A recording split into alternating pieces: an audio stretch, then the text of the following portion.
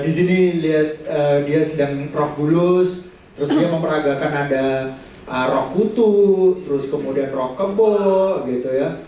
Tadi kita juga udah cerita waktu lo masih OTW gitu ya, gerakan latihan apa aja yang lo pelajari, tapi yang mungkin kita bisa share di sini mau pertanyaan. Kan di sini kan kerasukan gitu. Dan gue ingat waktu itu gue bilang ke lo, lepasin aja dan geraklah gitu. Nah gue penasaran sebenarnya yang lo pikirin pada saat kerasukan itu, pada saat semua scene itu.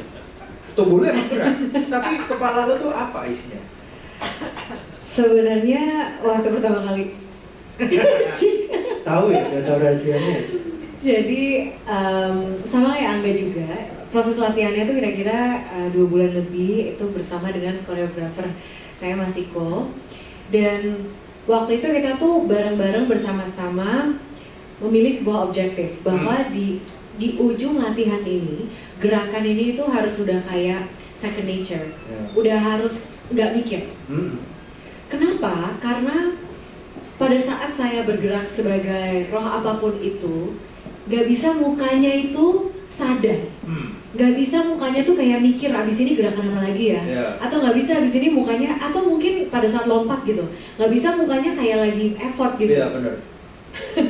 Jadi itu sih kenapa akhirnya dilatih setiap hari walaupun gerakannya tuh sama, itu aja, itu supaya aku sudah tidak berpikir lagi dan itu tuh udah gerakan yang senatural mungkin gitu. Sampai sekarang kalau dengar beberapa lagu-lagunya tuh suka kadang-kadang kayak dan gitu kayak pengen bergerak dengan sedemikian rupa karena memang pada saat itu udah sangat dijadikan formula gitu. Jadi kalau ditanya kamu mikir apa, sebenarnya aku justru berusaha untuk mengosongkan. Kosong berarti ya? Bener-bener kosong karena justru kalau diisi apapun itu terlihat takutnya, maksudnya ya memang objektif bahwa muka dan ekspresi harus kosong itu malah tidak tercapai. Jadi itu sih. Jadi malah bukan mikirin kayak kenangan masa lalu atau tempat yang kosong aja. Iya, sebisa mungkin justru berusaha untuk mengosongkan karena susah banget gitu.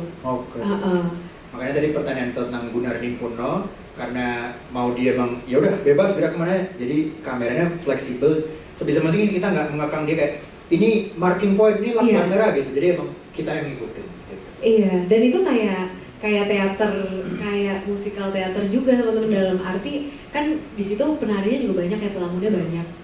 Jadi semuanya itu harus sadar diri tentang lokasi setiap teman-teman penari kita lainnya. Karena semuanya itu sedang menari seakan-akan tidak sadar. Tapi kan berarti sangat bisa itu terjadi. Ketabrak, ada yang lompat, kena, akhirnya cedera. Jadi itu yang menurut aku juga asik banget gitu ya dalam proses ini. Karena selama kita dalam performance itu kita tuh bergerak sebagai satu kolektif juga. Itu yang menurut aku membedakan juga. Lovely.